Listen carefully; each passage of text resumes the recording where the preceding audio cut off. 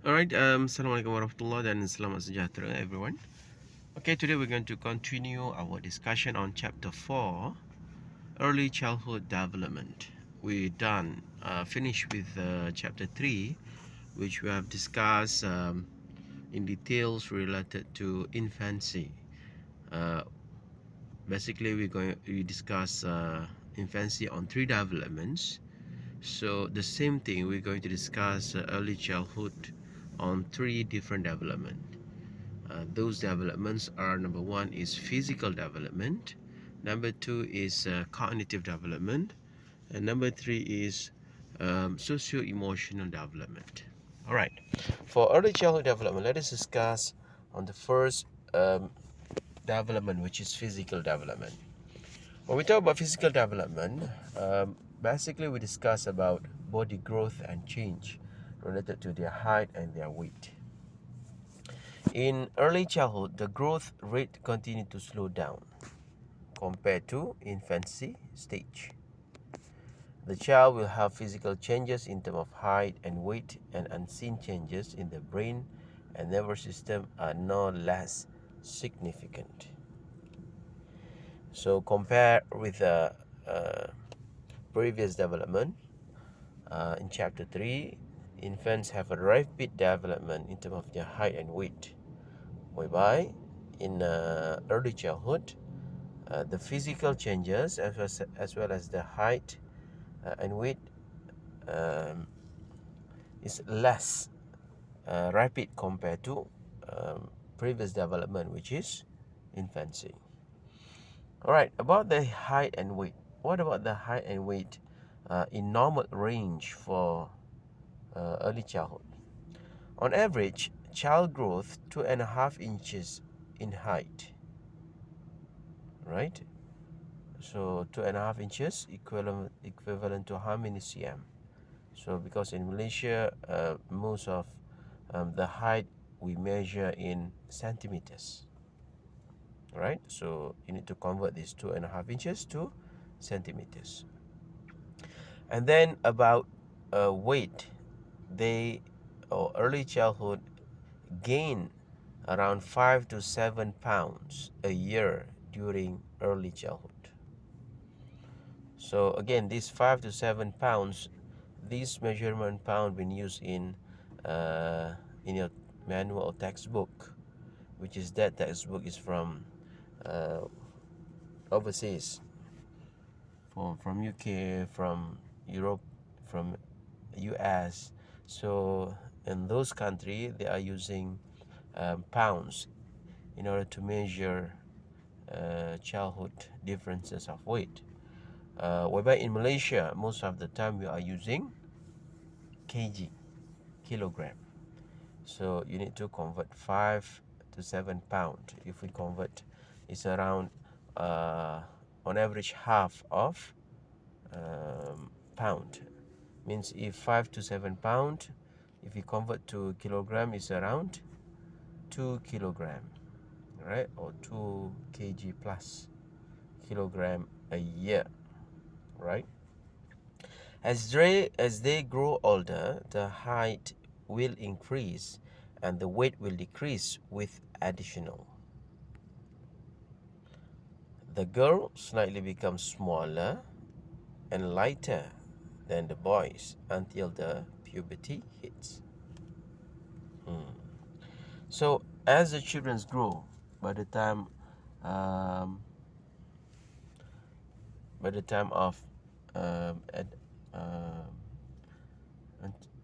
time of before preschool, before early child, we call it infancy. So after infancy stage, during these early childhood, around age 3 years to 6 years, so their height, right, will increase. You will see the difference, and the weight will decrease. But when compared between gender, the girls will show slightly smaller and lighter compared to boys, and this will continue until the age of puberty. But when girls, normally girls will reach their puberty age, akil balik. When they reach puberty, so they will show a differences on their weight. Okay, next. Both boy and girl slim down as the trunks of their bodies lengthened. At the end of preschool, children have lost their top-heavy look, slowing in body fat and shows more leaner. So their fats will be more lean by the end of preschool age. Girls will mostly have more fatty tissues compared to boys. Boys have more muscular tissues. Right? This is what happened when they reach preschool age or early childhood. So boys will be more muscular, means more muscle tissues will develop compared to girls. Girls will have more fatty tissues compared to boys. The major contributions of height differences are ethnic origin and nutrition. So what makes some children in different places are height compared to another place? And also their weight. What makes their weight is different, increase more than another places. So according to study, the contribution of that differences is ethnic origin, means their genetics as well as nutrition. So the consumption of food.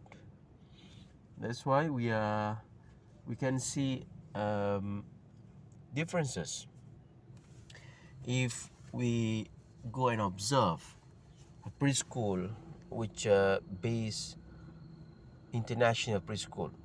So there are mixing between one race and another race, from one country and another country. You can see the difference between Asian children compared to European children or Middle East children. So their size, their height is different. So why this difference happen, and you can see a huge difference is due to ethnic origin, their genetics, and also their nutrition. So this is about physical changes.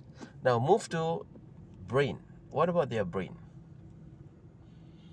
Some of the brain interior change involve increase of dendritic connection as well as myelination.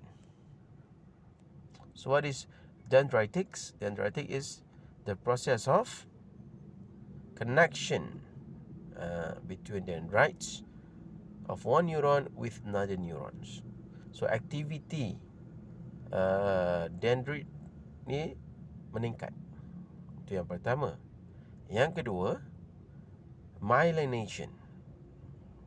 Myelination also improve. Apa tu myelination? Ni. Satu lapisan di luar axon.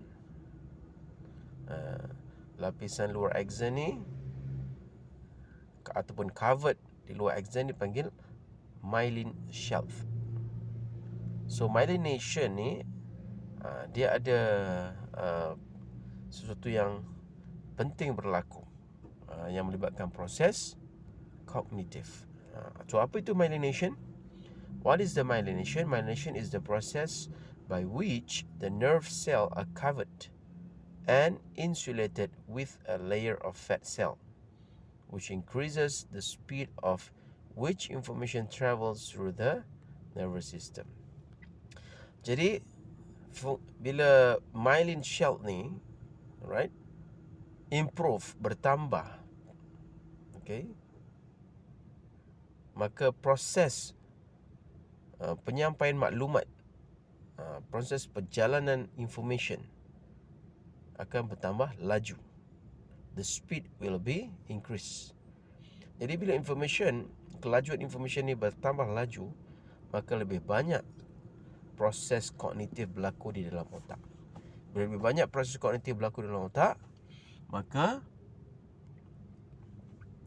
kanak-kanak akan lebih bertambah perkembangan dia.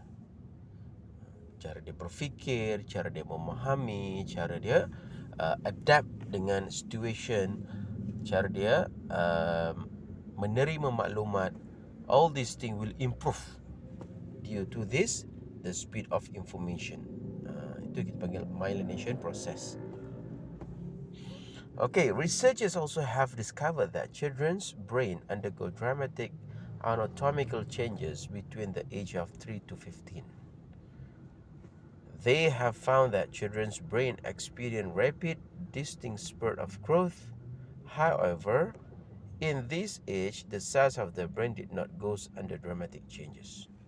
Jadi, researchers means ahli-ahli pakar-pakar yang mengkaji otak mendapati berlaku perubahan ataupun improvement yang sangat dramatik di dalam otak pada usia 3 ke 15 tahun.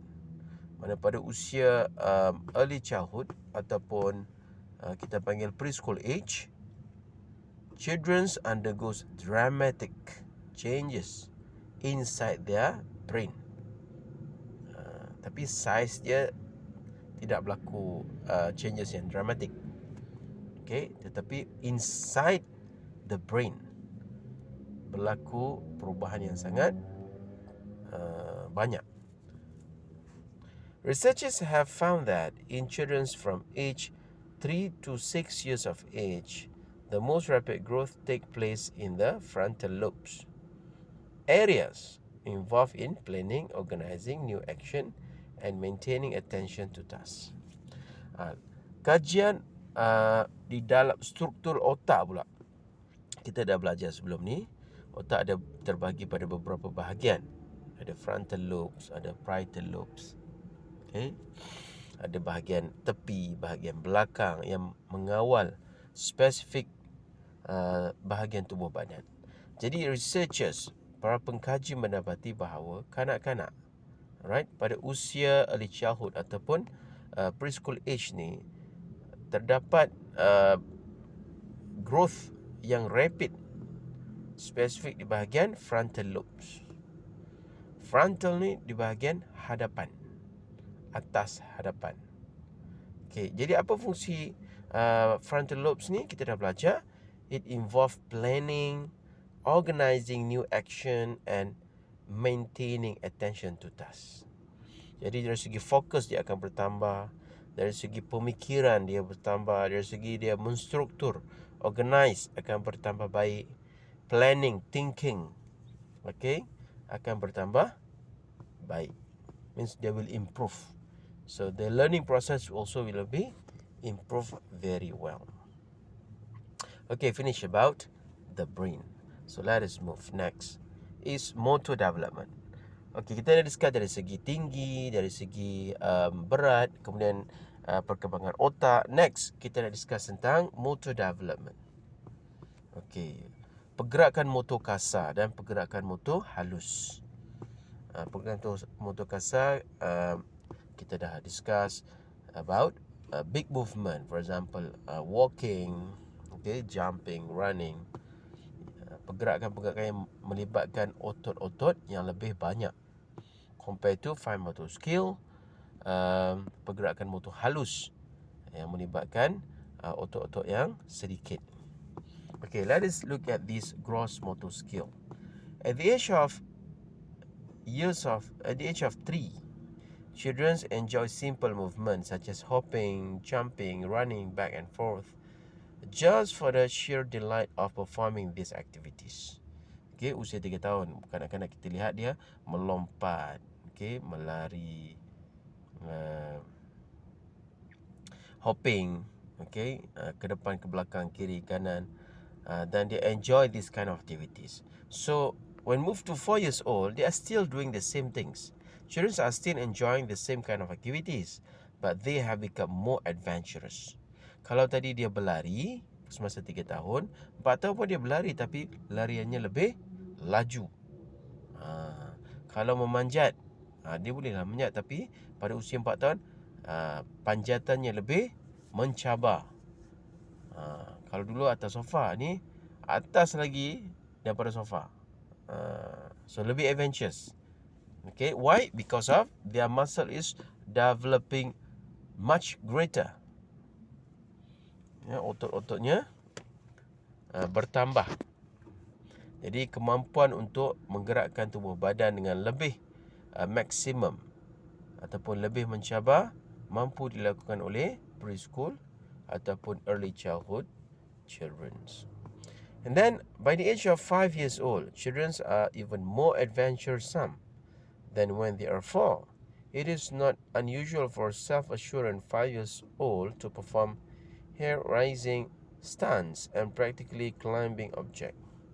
Pada usia 5 tahun, kalau 4 tahun dah mula lebih mencabar daripada 3 dari segi pergerakan, pada usia 5 tahun, the movement of the children are more adventurous compared to 4. Alright? Lebih lagi. Okay? Jadi lebih banyak aksi-aksi kalau melompat sambil menendang, okay? Melompat sambil pusing, terbalikkan badan, alright? So all this movement of their physical, of their motor are more advanced, more adventure. So this we can identify on children's as at this age, especially pada usia 5 tahun, 6 tahun, the movement of their gross motor skill are more adventurous and advanced. So itu adalah gross motor skills. What about fine motor skill? At the age of 3, although children have the ability to pick up the tiniest object between their thumb and forefinger for some time, they are still somewhat clumsy at it. They're rather rough in placing the pieces.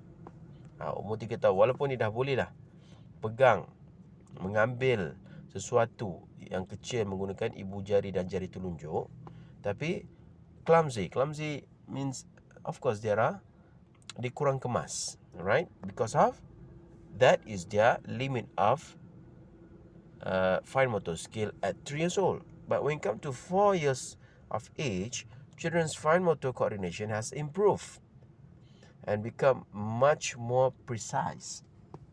Jadi kalau tadi berlaku mistake, terjatuh lah, kurang kemas, baru umur 4 tahun dia lebih kemas lagi.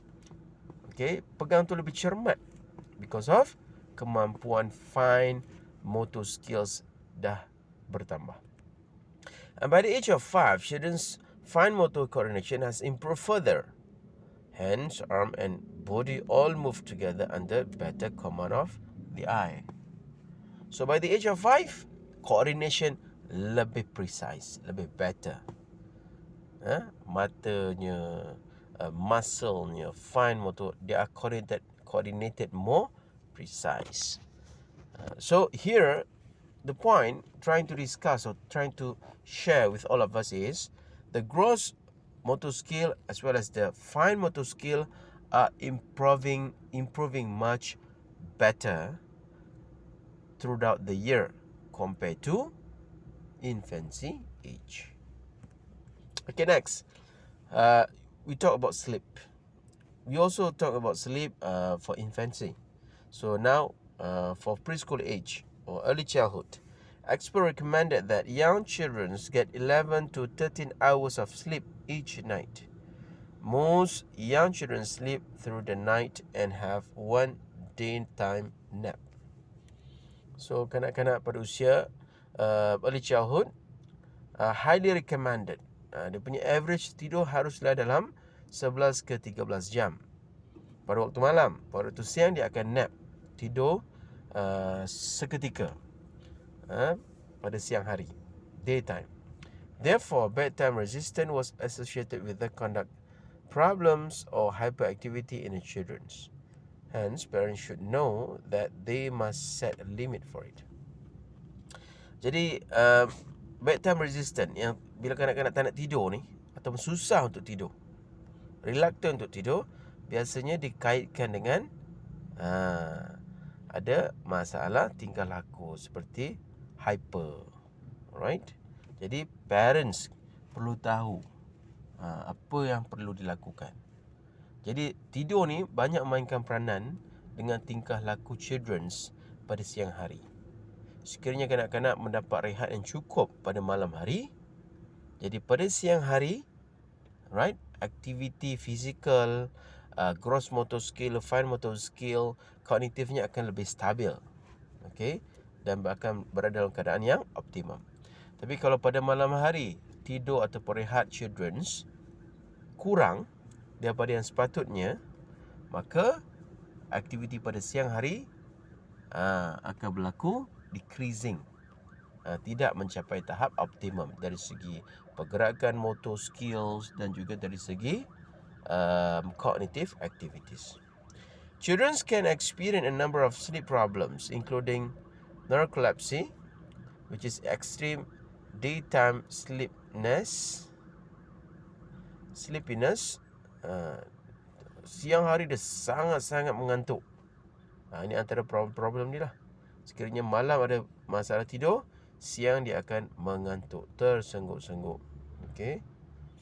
Kemudian insomnia, difficulty going to sleep or staying asleep. Ini yang tak tidur-tidur, ada masalah untuk tidur malam, ataupun yang ada nightmare.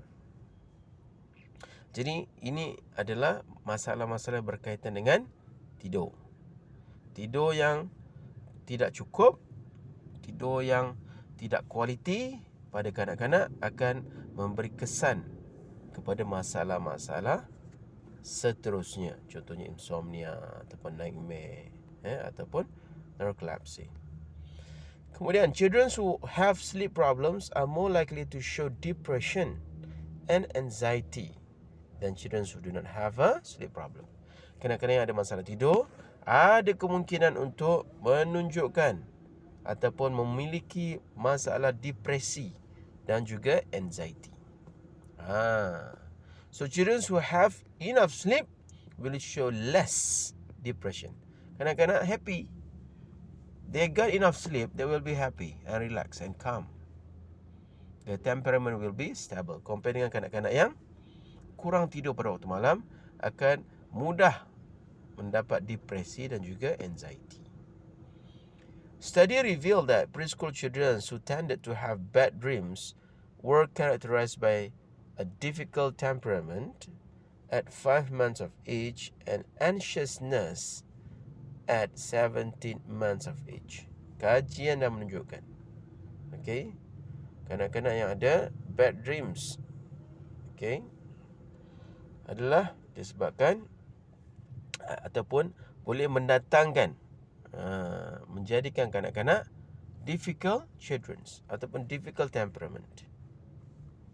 So, how important the quality of sleep? A recent study revealed that children who had sleep problem from 3 to 8 years of age were more likely to develop adolescent problems, such as early onset of drugs use and depression. They also found that short sleep duration in children is linked with being overweight, not only in child but also adolescent. Jadi dia punya problems of sleeping bukan sahaja berlaku sewaktu usia kanak-kanak. Dia boleh melarat sehingga usia remaja, adolescent. Jadi kekurangan tidur sewaktu umur kanak-kanak boleh memberi kesan kepada depression ataupun pengambilan drugs pada usia remaja. They consume early age of drugs due to sleeping problem of the early age. Dan selain daripada itu, kajian juga menunjukkan kekurangan tidur boleh membawa kepada being overweight, as well as it will continues up to the age of adolescent. Overweight tidak akan selesai sekiranya sleeping problem tidak diselesaikan pada usia kanak-kanak. So dia akan melarat ataupun terbawa-bawa ke usia adolescent. So looking at sleeping is huge impact on the children's emotional stability, alright, physical stability, ketenangan, dia punya EQ are much depending on sleeping quality. Jadi testimonial yang simple, yang mudah kita boleh lihat adalah pada diri kita as an adult. If you got less sleeping time, for example 2 or 3 hours at night, only 2 or 3 hours, you will see what going to happen to you on the daytime. Tak payah susah-susah nak tengok contoh lain. Contoh kita orang dewasa. Kalau kita kekurangan tidur, sepatutnya kita sebagai orang dewasa kita dapat tidur yang cukup dalam 6, 7 ke 8 jam. Tapi kalau kita kurang tidur cuma 3 jam setiap malam, tak perlu ambil masa lama, dalam tempoh seminggu you will face a problem. So more worse happen to children. Okay, next we go to nutrition. For early child, overweight. Ini masalah kanak-kanak overweight at young children. Young children's eating behavior is strongly influenced by their caregivers. Jadi tabiat makan kanak-kanak sangatlah dipengaruhi oleh caregiver. Kalau di rumah ibu bapa ataupun pakcik ataupun nenek ataupun uncle auntie, siapa yang menjaganya? Di sekolah cikgu, childminders. Their eating behavior improve when caregivers eat with children on a predictable schedule, model eating healthy food, and make mealtime pleasant occasion. Jadi tabiat makanan akan bertambah baik bergantung kepada caregiver. Kalau caregiver ada jadual makan yang bagus, kemudian menunjukkan contoh makanan yang sihat, alright? Kemudian waktu makan yang pleasant, so this will change the eating habit. Distracted from television or argument could minimize their appetite and less focus with the food.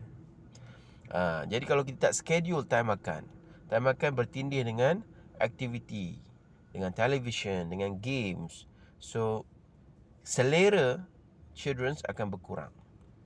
Selera pada activities will be more compared to meals. So what happened? So children akan kekurangan nutrisi. Forceful and restrictive caregiver behavior are not recommended. For example, restrictive feeding style is linked to children's being overweight. The test of body mass index or BMI can determine if a child has overweight or obesity. Jadi macam mana kita nak determine, nak tahu? Boleh check BMI lah, right? BMI ni ada table dia boleh check. So children's berapa? Children's or adolescent at above the 97th percentile are classified as obese, and those at 95th percentile above classified as overweight. Ni dia ada measurement dia.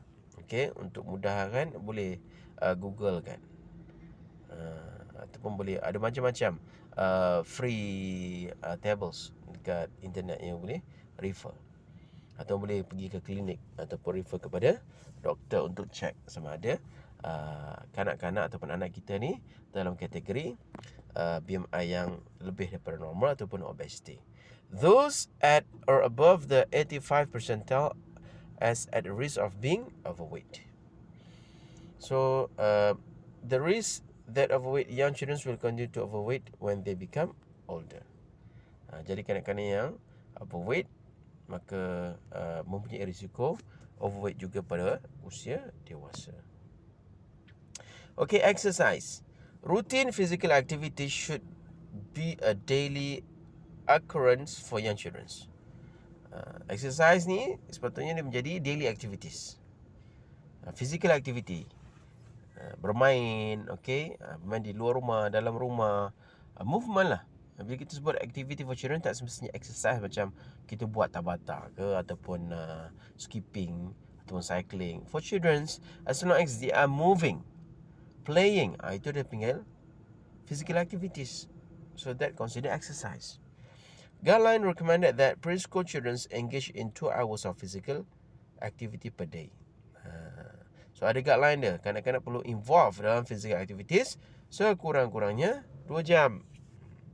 Divided into 1 hour of structured activities and 1 hour unstructured or free play. Dalam 2 jam tu dibahagikan pada satu yang structured, yang dirancang, yang ada lesson. Satu lagi unstructured, yang free play. Sekurang-kurangnya mesti ada 2 jam. So, maka itu adalah guideline normal. Kanak-kanak akan jadi aktif. Kanak-kanak akan bergerak. Fizikalnya aktif. So, bila aktif, maka akan berlaku pembakaran kalori yang normal. So, kalau static, tidak aktif, hanya menghadap television ataupun tablet ataupun any gadgets. So, menjadikan lifestyle kehidupan harian anak itu tidak aktif. Okay? Tidak aktif bermaksud tidak banyak bergerak. According to National Institution of Sport and Physical Education, the child's life should be centered around activities, not meals. According to this National Institution of Sport and Physical or PE, so life cycle anak tu haruslah centered by activities, bukannya meals. Jadi planning, rancangan, aktiviti harian sepatutnya based on physical activities, bukannya focus on meals. Jadi depend pada kita. Kalau sikit-sikit kita centeredkan with meals, so they have already been conditioned since children's it have to be via meals.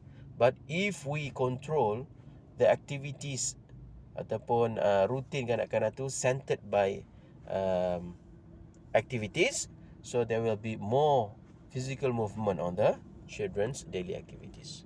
Okay, next is malnutrition. Kanak-kanak yang kurang nutrisi. Specifically is iron deficiency anemia. One of the most common nutritional problems in early childhood is iron deficiency anemia. It is resulted in chronic fatigues. This problem results from the failure to eat adequate amount of quality meals and dark green vegetables. Jadi iron ni kita banyak dapat daripada nutrisi seperti daging, kualiti daging ataupun sayur-sayuran hijau. Jadi kekurangan nutrisi ini akan menyebabkan iron deficiency anemia. Children from low income families are the most likely to develop iron deficiency anemia. Jadi kebanyakan kanak-kanak yang mendapat ataupun kurang mendapat nutrisi iron ni adalah daripada keluarga yang low income ataupun sosioekonomik yang rendah. Ini adalah dari segi nutrisi. Yang kedua adalah smoking parental.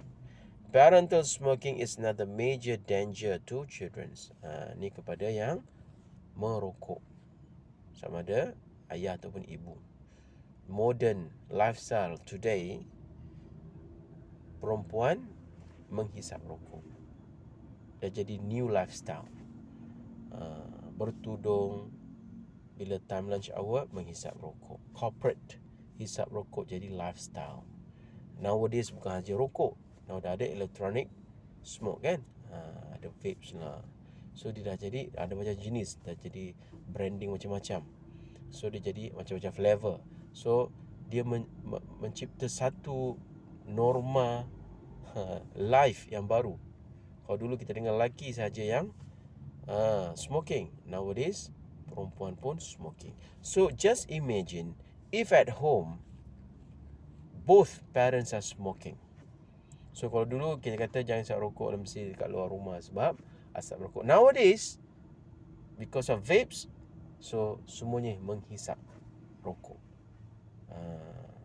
Jadi kesan pada asap, of course lah, a lot of studies shows the disadvantages of smoking.